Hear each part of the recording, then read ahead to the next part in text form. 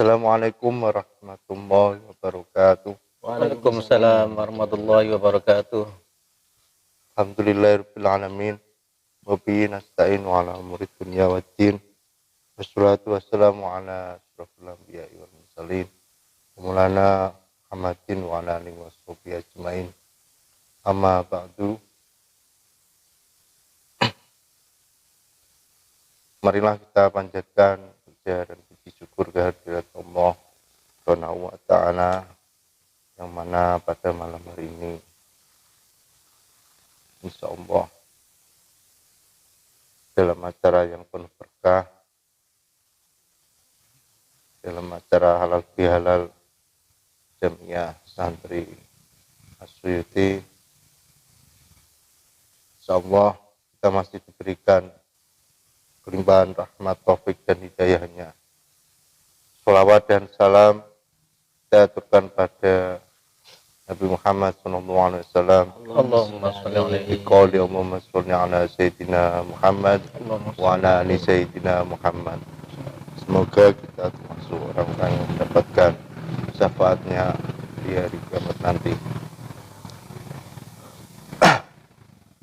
Alhamdulillah pada malam hari ini kita masih diberikan kesempatan untuk bermuajahah, berkumpul dalam majelis yang insyaallah barokah ini dalam rangka halal bihalal yang nantinya akan disampaikan oleh Gus Muhsin bagaimana tradisi halal bihalal di Indonesia dan apa sih tradisi halal bihalal itu.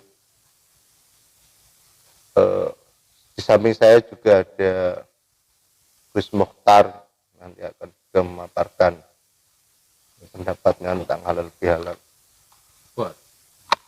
Untuk itu marilah Kang Mukhtar. Kang Mukhtar ya.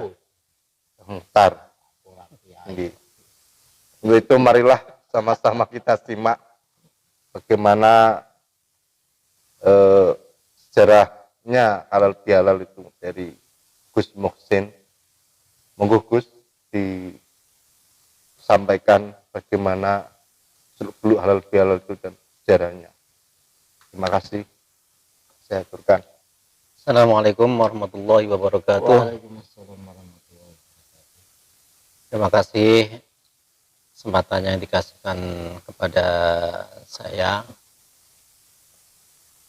Kalau masalah halal bihalal ini memang unik.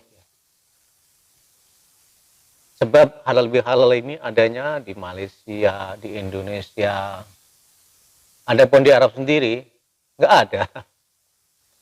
Jadi ketika awal-awal saya di Mesir itu teringat ya, habis sholat Id di kedutaan, habis itu pulang ke asrama, sepi di jalan-jalan nggak ada apa-apa. Kemudian Idul Adha, habis sholat rame, sampai 3 hari itu kita ngumpul terus pada pesta makan. Jadi saya tuh bingung, ini orang Arab tapi kok nggak ada ngumpul-ngumpul habis awal. Dan ternyata itu nggak hanya di Mesir, di Mekah juga begitu. Habis sholat di tanah haram, bingung, ini ngapain ya? Habis sholat tuh pada kayak kota mati. Waktu itu saya lagi sendirian, terus mau ngapain ini? Bingung gitu. Ya alhamdulillah punya kawan-kawan saudara dari kakak orang Arab, ternyata ada tradisi. Tapi itu pun karena orang Arab tersebut itu ini menerima tamu-tamu dari Indonesia. Nah, itu orang-orang Sunda waktu itu. Oh ternyata Arab juga ada, tapi karena sudah beradaptasi dengan orang Indonesia. Nah jadi bagaimana sih sebetulnya halal bihalal itu? Ya. Nah, kalau kita lihat di Indonesia, akhirnya kita kan mencari kenapa sih di Indonesia rame, di Arab sepi. Ternyata setelah kita baca-baca ya, itu di tahun 1948 itu ada sambutan Kiai Wahab Hasbullah yang kayak memberi saran diadakan halal bihalal secara resmi di kalangan pemerintah. Nah, sehingga orang-orang itu mengatakan halal bihalal itu tradisinya karena diutarakan oleh Kiai Wahab Hasbullah. Tapi dari sisi orang Muhammadiyah, mereka nggak mau kalah. Muhammadiyah ternyata juga ada halal bihalal. Dan itu mereka ngasih buktinya apa? Surat kabar. Di situ ada tulisan, mari kita yang mau mengiklankan, silakan bayar sekian, nanti halal bihalalnya akan sampai kepada orang ramai. Itu di tahun 1344 Hijriah, berarti sekitar 1914, lebih awal dari NU. Nah, bagi kita yang penasaran dengan informasi, kenapa ada ketupat? Kupat itu kan sejarahnya nggak bisa lepas dari cerita Sunan Kalijogo. Nah, ternyata setelah kita kaji, ternyata halal bihalal juga ada di zaman menantunya Sunan Ngampel, ya Sunan Kalijogo. Artinya di zaman dengan Sunan Kalijogo, yaitu di Jepara, di sebuah masjid, masjid yang mana yang sekarang ini, yang jelas di situ tempat tinggalnya Pangeran Ibrahim Karang Kamuning. Beliau adalah menantu Sunan Ngampel. Jadi tradisinya di Jepara itu setiap satu Syawal orang berdatangan ke masjid untuk saling bersalaman, halal bihalal, halal bahalal gitu. Nah, itu. Dan itu yang menulis ini adalah Sultan Maulana Hasanuddin sendiri. Sultan Maulana Hasanuddin itu nulis di Babat Cirebon. Siapa beliau? Kejadian di Jepara, tapi yang nulis Maulana Hasanuddin. Siapa beliau? Beliau adalah sezamannya atau sepantaran Sunan Kalijogo. Tapi beliau adalah putra dari Sunan Gunung Jati. Gitu. Kalau versi saya, Kalijogo lain lagi. Sunan Kalijogo itu memang sepantaran, bukan lebih tua. Karena Sunan Kalijogo itu adalah anaknya Sunan Bonang. Jadi kalau zaman dulu Sunan Kalijogo sering ke sana, sering ke Banten untuk ini belajar, saling belajar dengan Maulana Hasanuddin. Itu. Jadi itulah kalau versi Wali Songo ada namanya halal bihalal yang ditulis oleh Maulana Hasanuddin sendiri. Sementara kalau kupat, nah itu kan akhirnya ada kupat kan. Kupat itu dari kata kulo, ngaku lepat. Kalau ada yang mengatakan lagi dari ada papat. Kupat itu laku papat, yaitu lebaran, terus kedua luberan, ketiga leburan, keempat laburan. Lebaran habis dari puasa sudah lebar selesai. Kemudian luberan, yang fakir miskin mendapatkan haknya dari zakat atau mendapatkan sangu dari yang si kaya gitu. Kalau terus leburan itu saling memaafkan. Nah, saling memaafkan. Kalau yang terakhir leburan jadi indah kapur barus. Jadi suci bersih lagi. Nah, kita sekarang kita lihat dari sisi keislaman bagaimana. Sebetulnya apa tadi yang ketiga? Bahasa Jawa susah ya. Itu yang leburan ya, leburan. Leburan itu dosanya saling maafkan. Jadi saya kemarin dikatain sama kawan saya di grup ya. Ngapain lebaran kok minta maaf? Kan lebaran itu sebetulnya memaafkan, bukan minta maaf. Terus ada kawan saya, enggak, saya enggak minta maaf kok, saya memohon maaf. Yang benar yang gimana ini? Yang benar yang gimana? Apakah lebaran itu tradisi meminta maaf atau maafkan? Atau memohon maaf? Memang yang betul adalah lebaran tradisi memaafkan. Bukan untuk minta maaf, bukan untuk memohon maaf. Tapi wong Jawa filsafate itu sangat tinggi. Melebihi filsafatnya orang Arab. Aku yakin orang Wali Songo itu sudah paham kalau memang tradisinya adalah memaafkan. Itu ya, memaafkan. Kenapa saya bilang Wali Songo lebih bijaksana daripada Arab dalam memahami sebuah kata-kata? Memang asalnya termasuk juga dari hadis Rasul ketika nanti di akhirat. Jadi hadis Nabi Muhammad menceritakan tentang keadaan di akhirat nanti ketika orang yang berbuat salah terus yang disalahin itu menuntut, Gusti, dia kenapa masuk surga, kan dia masih punya dosa sama saya. Oke, ambil. Tapi Gusti, dia nggak punya kebaikan. Ya udah, dosa kamu limpahkan ke dia. Setelah udah selesai, habis, terus dia bingung. Loh Gusti, itu ada surga itu tempat siapa? Oh, itu tempatnya orang-orang Muslim, mukmin yang memaafkan sesamanya. Jadi kalau saya memaafkan, saya bisa masuk situ. Iya. Nah, akhirnya, Gusti, saya tidak mau menuntut kawan saya memaafkan semuanya. Jadi akhirnya orang tersebut memilih surga yang disiapkan khusus untuk orang-orang yang suka memaafkan. Nah, kalau kita bawa ke tradisi di Jawa, memang memaafkan itu baik. Tapi namanya memaafkan berarti kan tahu kesalahan orang lain, benar apa tidak? Kalau kita disalahin, kita tidak merasa disalahin, kita memaafkan atau tidak? Mestinya kan tidak memaafkan. Oh, kita nggak tahu. Tahu kesalahannya. Nah, itu. Makanya ini pinternya Wali Songo. Ngaku lepat. Kang, aku minta maaf ya, kemarin aku ngelakuin sini. Aku nggak tahu. Ya, tapi itu ternyata saya memang ngelakuin kesalahan, walaupun sampai nggak paham, sampai nggak merasa saya apa-apain, tapi saya tuh udah ngatur orang supaya mitnah sampean, supaya jegal sampean itu saya yang ngatur. Walaupun sampai nggak tahu kesalahan saya, tapi saya sekarang ngaku, maafkan. Akhirnya terjadi memaafkan. Nah, itu makanya ngaku lepat. Kalau kita tidak minta maaf, bagaimana orang tersebut mau memaafkan kita? Betul kan? Nah, itulah kebijaksanaan. Walaupun yang dimintai maaf tidak merasa. Iya. Jadi itulah saya kadang kagum. Tawaduk berarti itu orang Jawa. Iya.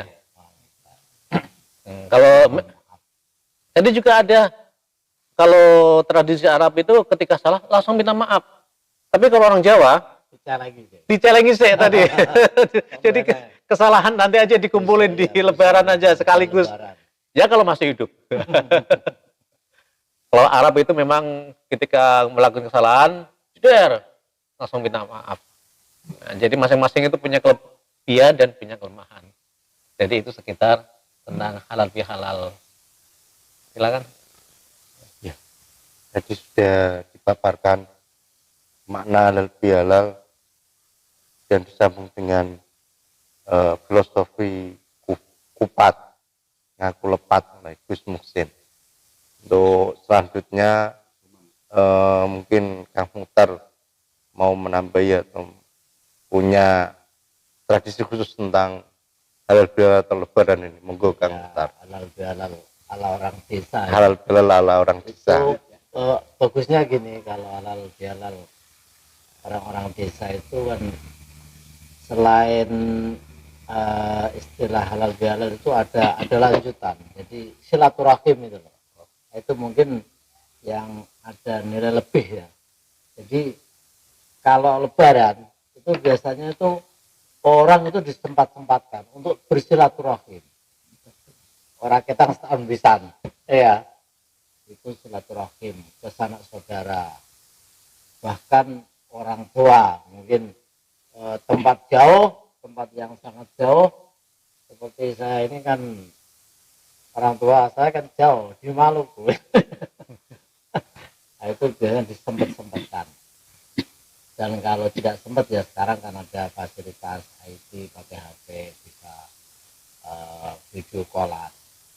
Jadi yang bagus itu menurut saya itu selain halal bihalal itu juga ada silaturahim. Ada silaturahim. Jadi itu ada berkunjung gitu. Ketika saya masih kecil itu tapis itu bahkan di absen. semua tetangga kita kunjungi semua. Bahkan kalau ada yang kelewatan, wah ini besoknya diulangi lagi, kembali ke situ lagi. Misalkan kan ada tangga 5, kita baru 3, terus yang satu kan pergi. Nah, ini merasa hutang kita. Kalau belum badan, belum silaturahim itu kita rasanya belum puas. Gitu. Ya itu kalau di tempat-tempat saya dulu di sana, di daerah Juwana, kayaknya sama dengan sini. Dan kalau anak-anak itu malah ada nilai lebihnya lagi kalau dapat apa namanya riset ya. Riset itu juga ada nilai sedekah. Berarti halal bihalal itu menurut saya bagus sekali, sudah halal bihalal minta permohonan maaf dan memaafkan, kemudian ada silaturahim dan ada nilai lobiran tadi ya, sedekah ya. Itu bahkan ini sudah mentradisi kita orang itu kalau lebaran itu menyisihkan uang dan cari uang baru ya. 5.000-an itu kan, nah itu anak-anak suka. Jadi luar biasa ini halal bihalal, walaupun ini orang Arab, Saudi Arabia, Mesir dan lain sebagainya tidak begitu mentradisi, tapi di Indonesia ini sangat mentradisi sekali, dan itu menurut saya bagus sekali. Terlepas itu dari apa ya, apakah itu bid'ah atau apa kurang tahu, tapi itu nilai itu Islam Nusantara. Susah percaya Islam Nusantara ini. Islam nu. Saya kira itu Mas. Selanjutnya ada mungkin Ya ini saya ingin nambahin ya. baik. Tadi itu loh, Islam Nusantara. Jadi kalau kita lihat ternyata sesama Islam pun beda-beda tradisi ya. Saya percaya dengan Islam Nusantara. Kenapa? Karena budaya setempat itu sudah diakuin al-urf ya. Jadi kebiasaan itu juga sebagai sebuah hukum. Nah, Islamnya Indonesia, Nusantara itu ternyata kadang lebih bagus. Kenapa saya bilang Islamnya Indonesia? Karena di Arab nggak ada. Tradisi halal bihalal nggak ada. Kalau dibilang semua Islam dari Arab, ya berarti kita bid'ah. Padahal ini juga bagus. Bahkan saya bilang sendiri ya, halal bihalal itu sebuah nilai dari aplikasi dari ini, penerapan sabilillah, penerapan ad-din. Sabilillah dalam penafsirannya beberapa ulama adalah ad-din. Ad-din artinya syariah. Jadi ad-din sendiri atau sabilillah itu tidak sekedar hubungan sama Allah. Jadi sabilillah itu ada 3 unsur. 1, hubungan seorang muslim dengan Allah. Itu jelas orang pada ibadah. Itu jelas pada puasa, jelas. Yang kedua, hubungan Islam sesama Islam. Nah ini, ketika halal bihalal, mengutamakan silaturahim, mengutamakan saling mengasihi. Ini bagian dari agama. Kalau yang saklek-saklek, oh itu bid'ah. Dia nggak paham tentang sabilillah. Nah yang ketiga tadi itu, unsur adalah orang Islam dengan non-Muslim. Jadi sebetulnya jangan hanya sekedar dengan sesama Islam, tapi kalau bisa juga kita juga menyimbangi yang bukan Islam. Kenapa? Karena orang selain Islam yang tidak mendeklarasikan peperangan, yang tidak mengajak peperangan, yang tidak menyakiti kita, maka kita diwajibkan atau dibolehkan untuk berbuat baik. Berarti kita nyakitin dia juga salah. Kita nyakitin orang non-muslim, kita dosa. Jadi kita juga harus minta maaf kepada non-muslim. Kafir dimi. Ya. Karena itu dalam ayat itu la yanhakumullah, apa itu ayatnya? Hafal Quran enggak? La yanhakumullah anil ladzi anil ladzina apa itu? Ya la yanhakumullah anil ladzina lam yuqatilukum wa lam yukhrijukum an. Ini saya enggak hafal Quran soalnya. Tapi bisa mengarang-arang ya. La yanhakumullah anil ladzina lam yuqatilukum fid din walam yukhrijukum min diyarikum ang tabarruhum wa tuqsitu ilaihim. Itu. Jadi kita tidak dilarang untuk berbuat baik kepada orang kafir yang tidak memerangi kita atau tidak mengusir kita dari tempat kita, untuk berbuat baik dengan mereka, bahkan untuk diwajibkan untuk diharuskan untuk berbuat adil, untuk situ ilaihim. Jadi dengan mereka kita harus berbuat adil gitu. Adil berarti apa? Ya kalau kita salah kita minta maaf. Ya. Oh, mentang-mentang bukan Islam, ngapain? Ini banyak orang Islam yang menganggap, wah itu kan barang kafir, itu halal bagi kita semuanya. Kita tempelin juga nggak apa-apa. Ya ini juga aturan yang salah itu. Muslim tapi kafir. Iya.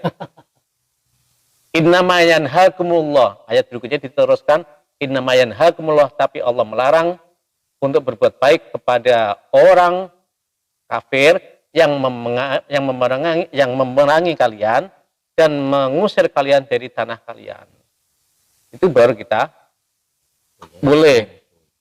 Kalau ini berarti kita harus bertanggung jawab. Jadi jadi sebetulnya kalau mau diteruskan, tradisi minta maaf tidak sekedar dengan yang Islam, tapi juga datanglah ke mereka. Siapa tahu dengan kita mendatangi dia, mereka terketuk hatinya, bahkan mereka akan masuk ke agama kita. Itu kan sering dicontohin oleh Rasulullah. Nabi Muhammad itu sering dicaci maki sama orang Yahudi yang buta. Tapi nyatanya Nabi Muhammad selalu mendatanginya. Bahkan di saat Nabi Muhammad menyuapinya, pun orang tersebut lagi menyaci maki Nabi Muhammad, padahal orangnya di depan sendiri. Itulah Masya Allah. Katanya ikut Rasulullah, tapi kelakuannya kok. Nah, marilah kita kembali kepada akhlak Rasul. Allah itu zat, Rasul adalah cerminan cahaya dari zatnya Allah. Sifatnya Allah tertanam dalam Nabi Muhammad. Kita tidak bisa mengapa-ngapain dari sebuah zat Allah, tapi kita bisa mengambil manfaatnya dari sifatnya Allah, yaitu yang tertanam dalam karakter, sifat, akhlak Nabi Muhammad. Itu. Kalau kita mau disayangi Gusti Allah, berarti kita harus mengikuti gaya Rasulullah. Jadi Wali Songo itu ternyata lebih Islam daripada Islamnya orang Arab. Jadi Islam Nusantara, hidup Islam Nusantara. Islam yang ada di Nusantara. Iya. Bukan Islam Nusantara itu aliran baru. Bukan. Karena dalam usul fiqh sendiri juga ada namanya al-urf. Belajarlah usul fiqh biar paham. Itu menyimpan apa ya? Semacam huruf jar apa ya? Itu biasanya. Islam Nusantara itu artinya al-Islam di wilayah Nusantara gitu. Ada orang-orang yang itu kemudian membuat Islam baru katanya. Iya. Kalau ada muhakamah, ada semua kan? Jadi ya begitulah. Semakin banyak baca, kita semakin tidak menyalahkan orang lain. Itu kurang baca berarti. Kurang baca. Berarti itu ya. Tradisi halal bihalal itu juga tidak ada larangan kalau kita lakukan pada orang Cina misalkan. Enggak ada larangan. Misalkan saya mohon maaf gitu. Karena itu tidak semata-mata masalah agama saja, tapi kan juga masalah tradisi sosial. Iya. Jadi kita halal bihalal minta maaf dan memaafkan terhadap orang-orang Cina. Iya. Yang notabene bukan orang Islam. Itu berarti ya enggak masalah gitu. Iya. Ya, tradisi halal bihalal itu juga dimulai pada saat itu kan pasca pemilu.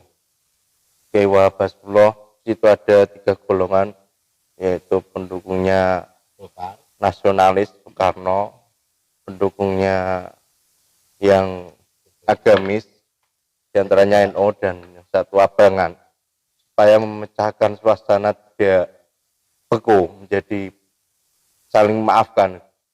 Situlah timbulnya halal bihalal, saling memaafkan. Nah, itu bermula dari situ menjadi budaya, dan budaya kupat itu ya dengan adanya halal bihalal, lengkaplah ketika hari ke-6 itu diadakan lebaran kupat, yang intinya aku lepat, saling memaafkan. Di situ ada makan-makannya, Lepet juga ya. ya. Suka apa? Lepet itu juga berasal dari Tadi hari ini kata buat kupat enggak? nah, buat, Oh, buat. Saya nggak dikirim. lengkap dengan lontong opor dan Tapi masakan-masakan itu khas Nusantara. tradisi Bagus sih. kupat itu jarang sekarang ya. Iya. Jarang. Bahkan ya saya sendiri nggak pernah tuh Ya bikin perlu kupat. dianu lagi, ditumbuhkan kembali. Ditumbuhkan kembali. Orang Jawa itu. Makanya kita meneruskan tradisi leluhur, itu juga berarti kita peduli dan akan mengirim pahala kepada mereka. Kenapa? Mansana sunatan hasanatan itu. Jadi kalau orang itu membuat suatu kebaikan, maka dia akan mendapatkan kebaikan dan kebaikan orang yang melakukannya. Nah, kalau kita sayang kepada leluhur kita, laksanakanlah apa yang telah dimulai oleh leluhur kita. Sehingga yang ketika kita melakukan, mereka juga mendapatkan pahala. Iya, masjid di anak. Kira anu masih ya, lurah. Apa ya? Ya, kalau hari ke-6 Oh, Para masih Bang. Nah, ini kalau berbicara dengan usul fiqh ya. Akhirnya apa? Kalau orang yang sok-sokan menghapus tradisi lama, itu aku rasa ini termasuk orang yang tidak mau bersyukur. Dia itu dibesarkan dan dididik oleh sebelumnya. Kok tiba-tiba tradisi kebaikan leluhurnya sebelumnya kok dihapus? Berarti dia tidak punya rasa kepedulian, rasa terima kasih. Jadi nak diterus-teruskan, la ing kafartum inna anda bila syadid. Jadi itu yang dikatakan kufur nikmat atau kafir nikmat. Benar apa tidak? Ini kalau diterus-teruskan ya. Jadi itu tapi tidak perlulah. Cuman kita kembali kepada kaidah itu apa itu? Meneruskan yang lama dengan membuat yang baru. Muhafadzah alal qadimil soleh wal aktif jadidil aslah. Jadi tetap yang lama diteruskan, yang baru dibuat lagi. Karena terdorong oleh kelakuan leluhur kita, jadi akan semakin pahala itu akan ini. Karena benar kata itu tadi itu ya, di kuburan itu bukan berarti kiamat. Kalau di kuburan kiamat, maka amalan orang itu tidak akan sampai kepada si mayit. Tapi di kuburan adalah, kalau saya artikan, itu adalah masa pensiun, masa-masa tenggang. Jadi dia hanya bisa menerima apa yang telah dilakukan di dunia. Kalau di dunia dia melakukan kebaikan, maka amalnya akan mengalir, kayak dana pensiun gitu. Kalau di dunia dia meninggalkan anak soleh, maka anak soleh itu akan mendapat membuat pahala yang akan sampai kepada orang tuanya. Kalau dia di dunia melakukan kejelekan, maka juga akan mendapatkan itu balasan. Jadi di kuburan itu sebetulnya waktu rumah pensiun. Itu. Kalau kita sepakat, kalau di kuburan alam barzakh itu belum kiamat. Berarti artinya apa? Semua yang kita hadiahkan, kita doakan kepada orang mati akan sampai. Makanya tradisi kita sebelum itu puasa kita ziarah, dan sebelum raya kita juga ziarah. Ngapain? Mendoakan. Masa sampai? Ya sampai. Kenyataannya memang belum kiamat kok. Gitu. Itu hebatnya leluhur kita. Oke.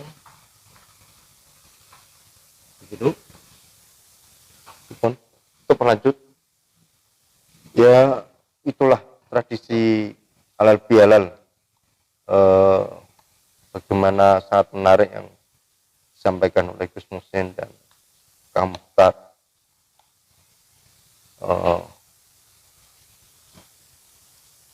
Saya kira nanti akan dilanjutkan kembali obrolan-obrolan pada malam hari tentang kegiatan-kegiatan desa, dan tema pada malam ini saya kira banyak ilmu yang dapat kita serap, bagaimana mungkin tadi pengalamannya di Malaysia, pengalamannya di Arab, begitu berbeda dengan yang adanya di Indonesia. Di Indonesia yang memiliki keunggulan, di Arab juga begitu, kalau mungkin ada kesalahan itu langsung minta maaf.